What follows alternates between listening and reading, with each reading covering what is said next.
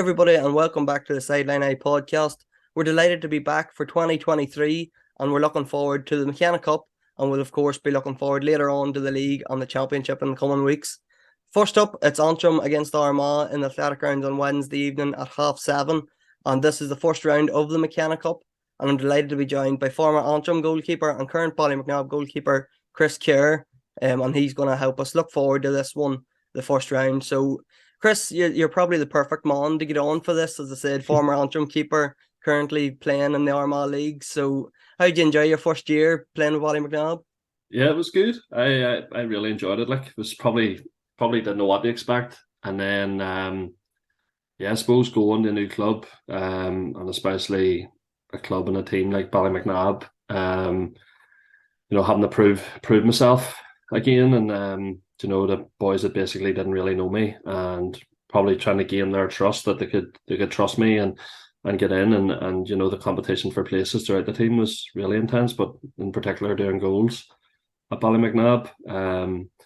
The competition was, you had to be at it every single night or you weren't going to play, and that was just the way it was. And I really enjoyed it, and it was. I think there's life left in this lad yet, like. You'll give it an go then, Give it a I'm go. assuming. As long as I'm not told not to come back. Chris, how did you find it? How did you find the standard of Armagh club football? I suppose having played for St Galls for so long, like how did you find the standard even compared to Antrim? Yeah, it's probably only when you come down, there's not that big a difference. Probably the bigger difference is that I found was the emphasis it's placed on the league in Armagh. I suppose the way it is in Tyrone too, where it determines what championship you could potentially play in the following season. So I think each game, and obviously with we played in 1B last year, it was every game it had like a championship feel to it, that you wanted to get out of it and back up into Division 1A. So and I know even the other side of the table where teams were fighting to stay in 1B, that they would end up playing intermediate football if it didn't go well for them. So I think that's probably the big thing. And obviously in Armagh, the county players don't play at all really. Maybe they don't play until Armagh are finished. Whereas in Antrim, you would have played all the time. You would have played all the league matches as well. And they sort of worked it that way. So that was probably the only two differences. Like, but it was obviously very competitive, and obviously in our case, we wanted to get back to 1A, and we did, thankfully. Like, so looking forward to it this year. Like. And doing nets, Chris, you obviously would have seen a lot of Armagh players up close, and obviously training with Rory Grugan, but seeing the likes of Jason Duffy and Aidan Nugent when Ballymacnab played Cullyhanna and the same against Maher, you would have seen the likes of Aidan Falker up close, like, so Yeah. it probably give you an insight into the sort of standard of player that's on the Armagh county team.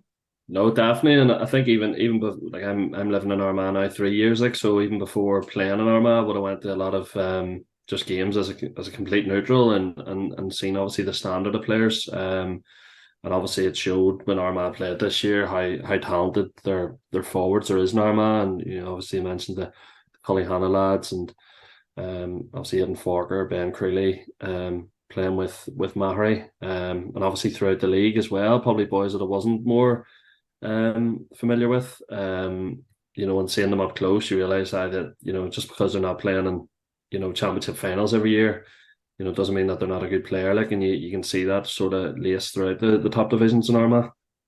And how did you rate Armagh last year, Chris? Obviously the league was a huge success for them, finishing third, and then that run into the quarterfinals and the dramatic penalty shootout defeat to Galway and everything.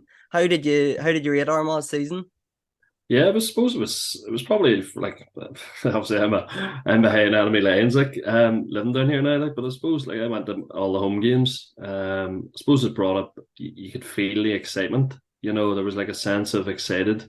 People were excited to go to the games. Obviously, Kerry coming to Armagh, Tyrone coming to Armagh. Massive crowds, Monaghan. And I suppose Armagh got off their flyer last year with probably no one but themselves thought that they would turn Dublin over in Croke Park on the lights, and well deserved. I thought they were excellent, and probably should have won by more. And the same with Tyrone in the athletic grounds. They were excellent that day and definitely worthwhile their win. So they seem like they just come out and hit the ground running. I know there's always, talk that they're always out training earlier and stuff, but for like it paid off last year. They got ahead before other teams were really at the races, and it showed. And once you get the points on the board early, you can not relax, but you can, you don't have to be looking over your shoulder every single game, and it sort of put them in a position where they could afford nearly to maybe lose a game or draw, or not every game they had to win once they got those first couple of points on the board. But I thought they were very good. Obviously, probably throughout the year, there were the players themselves and management. It was probably the consistency. Once it came to championship, they were, Donegal the first day, pretty poor, and then against going to games and against Tyrone, and then seeing them against Donegal the second day, it was like a different team. And they're one of the few teams that, I don't know if it's the influence of Kieran Donaghy and obviously the way he was involved in teams with Kerry, but they're brilliant the way they let the ball off the boot. Like, they've serious kick passers. Obviously, they've seen it up close with Rory, Rian, the way they can put the ball into the full forward line. So it's obviously a dream to play with them players if they can put the ball in like that. Tell you like, but obviously the match against Galway was just insane. Like, just you didn't know. Probably should have been. I thought they should have been further ahead in the first half. A couple of goal chances, and then you just leave the door open for a talent like a team that are in the top 10. They'll be able to rein you in, obviously, with Comer and Walsh and whoever it may be in their forward line. Like, so I'd say obviously going to penalties as well was just luck of a draw. Like, they hit. It wouldn't have mattered. Like, everyone was Ethan had a brilliant year once he came in. Like, I think that probably was one of the big things. It took people by surprise. Blaine's been Armagh number one for maybe 6 years now, and I suppose Ethan, obviously, I'd seen him up close with Grange before, at how good of an athlete he is and how good of a footballer he is. I think people forget how good of an outfielder he is, like playing for his club and even playing for Armagh over the years. Like, so it probably didn't take me by surprise at how well he done. He's all the attributes, and he it was exciting to see him play when he came out. He obviously came out and kicked them 2 points against Tyrone, and I think when you're probably a 36-year-old goalkeeper watching that, you're just praying that some manager doesn't start asking me to get involved in that. Like, but no, it was exciting, and obviously that he was nominated for his All-Star, and rightly so. And it'll be interesting to see how he kicks on this year, and because last year it was a complete surprise. People weren't sure what to expect, of him in goals and where they were going with it, and it'll be interesting to see what teams actually do against Armagh now to try and nullify his threat coming forward. Like, so, I thought they were good, they were exciting, and there seemed to be a good buzz about Armagh. For those games. Like, it's not every day you get to go and watch David Clifford on a Sunday afternoon in Armagh. Like, and it was brilliant. Like, so, it was. I think they'll be hopefully trying to build on it. For all the for all the excitement and everything they've done, I'm sure the players and the management will want silverware at the end of it. Like, so, I'm sure they want to push on. Like, I think there's a lot of excitement getting into this year, and you can nearly feel it. Even the McKenna Cup, like, I don't know how players approach the McKenna Cup, if they care that much about it, or they just want to get out and sort of blow the cobwebs away, or whatever. But I think like there could be a decent crowd at this game on Wednesday night. And with us previewing it, Chris, this game's impossible to preview because the teams haven't played since whatever, last July or last June or whenever it was. Yeah. So I suppose we'll just talk about maybe the new faces that have come in and what we're expecting from Armagh. Like, Kieran Mackin was the big one last year. Sorry, he started the first round of the McKenna Cup and played the whole way through the league. Picked up a bad injury and was unfortunate, didn't play until the Galway game then in the championship. But Armagh they'll be trying to find a couple of new faces that can add into the starting lineup. And just off where we were talking about a couple of them, and probably the two big ones is Cian McConville and Shane McParlin. You're hoping that you're going to see them and they can carry their club form into county. Yeah, well, like, obviously, like Cian was man of match in the last final, and said before, I was at last year's final against Clonard. I thought he was thereabouts, definitely for man of match as well. Like, so I'm sure they'll be looking at him and seeing what he can do in an Armagh jersey, and see if he can bring that across from playing across McLean. Like, obviously we played against Shane for Clonagale this year, and I was really impressed with him. Like, with midfield, great left foot from play and freeze. And then obviously in the championship, I think he finished with 9 points, like, which is insane. Like, so I'd say them two are the two big names that would come to mind of who had a really good club championship that'll be trying to push on and get it, make way into that 15. Like, in terms of players with McKenna Cup, even out for a walk earlier there, just how cold it was. I was just walking out thinking to myself, going, "Thank God I'm not standing in nets." Like, someone belting you with balls, like, in the middle or the start of January, freezing. Like, it's one of those ones. It depends. Like, some boys might have been out of their club championships, like in Antrim. I know the club championships, some boys might have been out from July, August time, so they'd be chomping at the bit to get going again and get full games or even a half a game under their belt. And obviously, both teams will be obviously priorities the league, but I know Andy McEntee is going to he'll probably put emphasis on the McKenna Cup. He's from Meath, and he's stated himself that that it's all well and good training, but he wants to see players in against county teams, and no better challenge than a Division 1 team who went really well last year. Like, so yeah, it'll be interesting. I think there's 4 or 5 lads in with Antrim, new, 2 goalkeepers. Ryan O'Neill from Port Lanone would be new to the panel this year. Ronan Hanna was there before, would have deputised himself when I was playing, and then you've Michael Byrne. So Michael sort of played the last league game and then the 2 championship matches last year. Like, so very, like, really inexperienced, probably goalkeeping trio there. Like, so it'll be interesting to see how that goes, or what way he runs it, giving boys maybe a half each, or what way he works it for them. But I know the Ricky and Marty Johnson aren't involved, and Nell Delargy. So I mean, there's already three of your most experienced defenders and your best defenders, and especially the physicality that the 2 Johnsons bring to the table. Like, they'll be a big loss. So I'm intrigued to see. Antrim have always had talented forwards, and there'll be no shortage there, but it'll be interesting. I'm interested to see how they go on Wednesday night, and who's there, and who puts down a marker to start in the league. I'm sure the same as Armagh.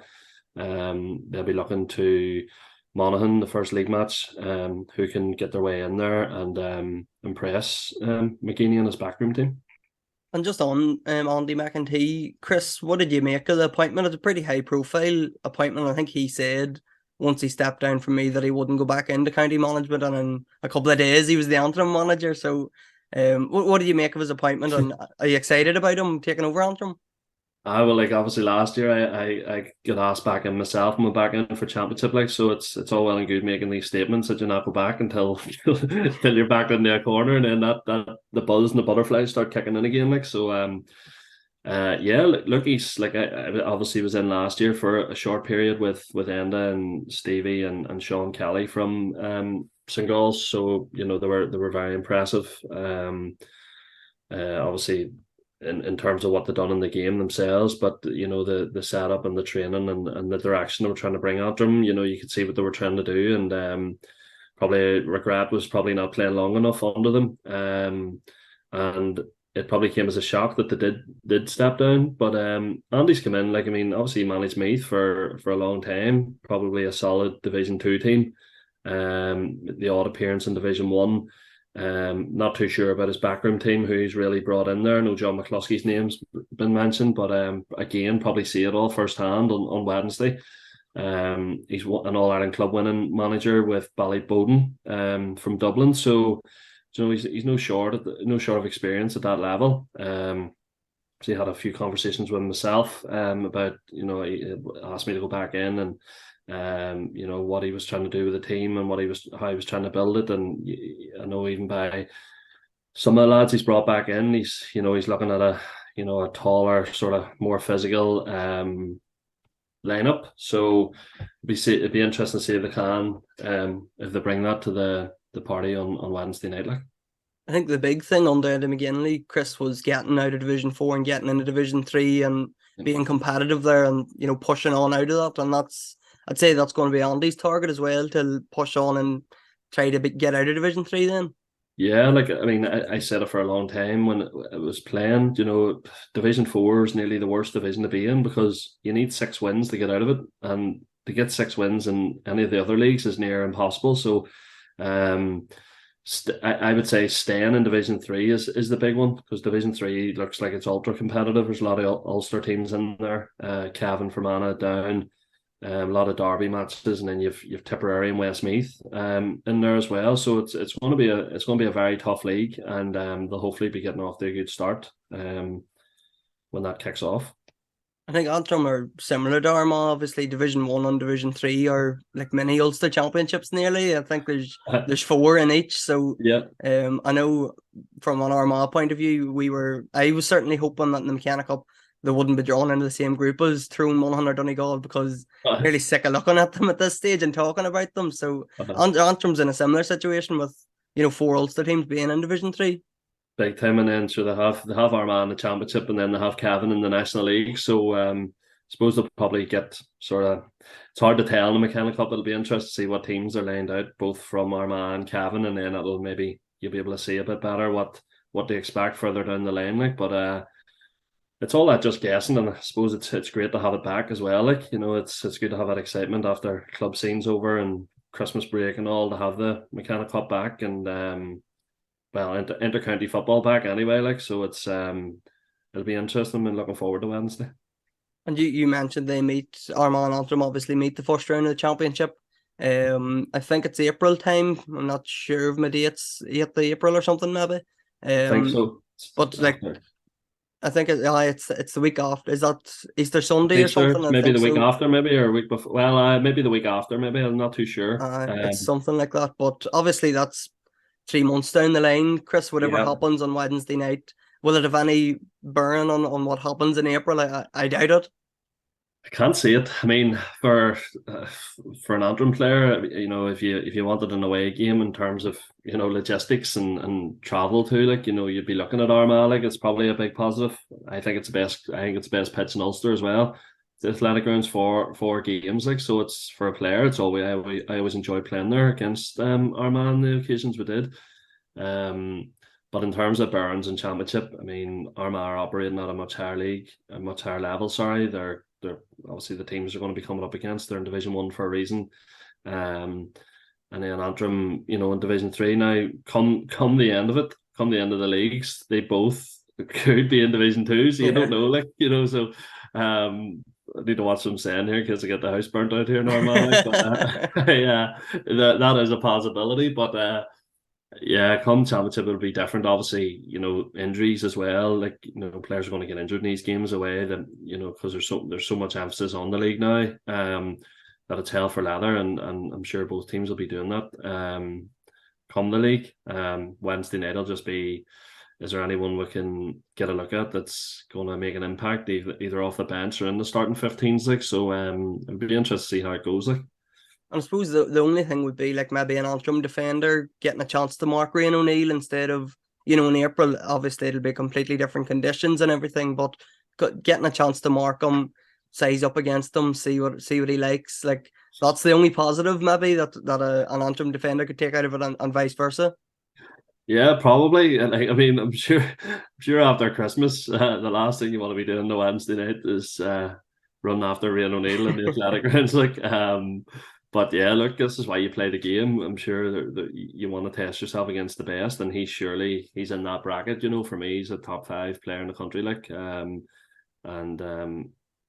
not the only one. There's obviously Rory, I've seen up close, throughout training and playing with Ballymacnab this year, and how good a player he is. Obviously Soupy and Nugent and whoever it may be. It's just there's a list you could keep going on about, but they'll want to go out, they'll want to prove themselves. They're brand new managers, so Armagh, depends what way Armagh approach it too. Do they throw a full team out and get boys better minutes in the legs before playing, or before playing Division 1, or do they play boys that maybe didn't get starts last year or was on the fringes of it, and see what to do there.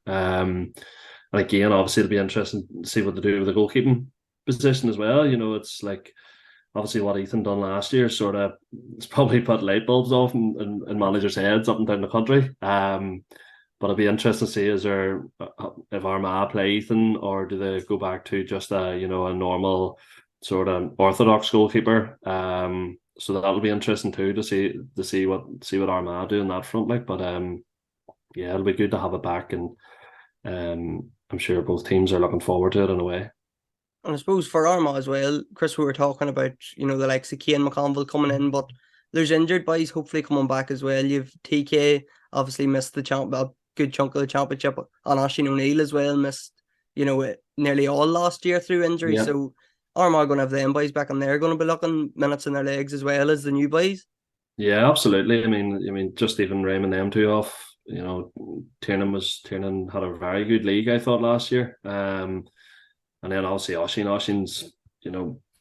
goes into the team for me. I think he's that good a player. Obviously Big Niall Grimley back as well after his injury. So and Kieran Mackin was missed championship as well. So I'm sure them boys in general are chomping at the bit to get back too. And that'll obviously bring competition for places up for them. And it's only when you name them probably four as well you realise how strong a panel there actually are. And was said about Kane will be they're hoping that he can transfer what he's done across the last couple of seasons over into an Armagh jersey, and if they do, then good luck chasing him about on Wednesday night.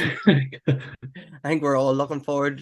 Hopefully Kane McConville gets game time. Obviously, as I said, we've nothing to judge this on because it's a fresh season and we don't know what even injuries or how training has been or nothing. But I suppose, Chris, before I let you go, how do you see both teams doing this year in terms of league and championship? Obviously, Armagh, the big thing will be stay in Division 1 and get a crack at the Ulster Championship.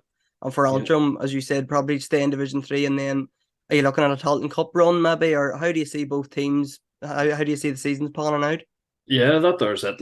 For Antrim first, you want to stay in Division 3, and obviously if the opportunity, if they go well and they get a bit of momentum, then you obviously want to push on and get into Division 2. Championship when it comes around, see what happens.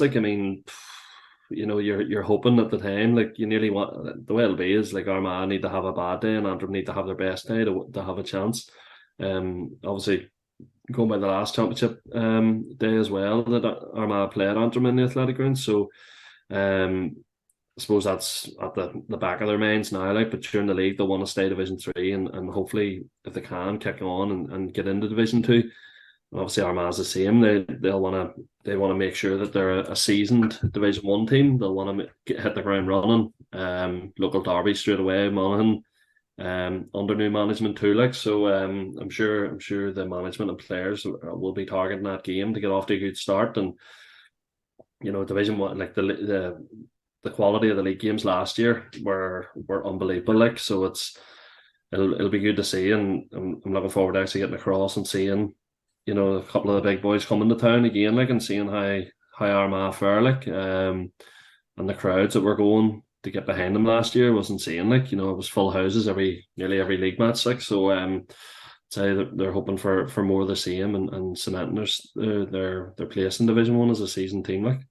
And in terms of championship, Chris, do you think is there an Ulster Championship in this team? Because if there was one negative from 2022, it was the fact that day in Ballybuffet, the Ulster Championship just hasn't been going well for Armagh over the last since 2008. They haven't got back to Ulster final. So do you think is there enough quality in this team to push on and win Ulster Championship? Yeah, well, I think you've seen that last year. They held their own in Division 1, and then once they played against Tyrone, beat Tyrone twice last year, beat Donegal in Championship. Obviously had that humdinger with Galway. They've shown that they're more than capable and have the quality to match these teams. And I suppose as the players, it's everyone sitting watching. They'll be, hoping that that they can kick on and get to those big days. It's obviously I grew up with that Armagh teams that were getting the Ulster finals and winning Ulster championships for fun. And I'm sure this group of players are exactly the same and want to get there. But it's all well and good wanting to get there and going and doing it. So I'd say that's what they're hoping for this year. Well, we're definitely hoping for a good championship run, but we'll not worry about that yet. I We'll don't know worry worry yet. about the McKenna Cup first and see what happens on Wednesday night. Obviously we'll be back. We'll be covering the game with previews, match reports, and everything, and as long as on another podcast as well, our review show coming up after the game on Wednesday. And so make sure to follow us on all our social media pages. We're on Facebook, Twitter, and Instagram, and also subscribe to our YouTube channel if that's where you get your podcast as well. Chris, thanks very much for coming on, and hopefully we have a good game on Wednesday night. Yes, no problem, Sean. Thank you.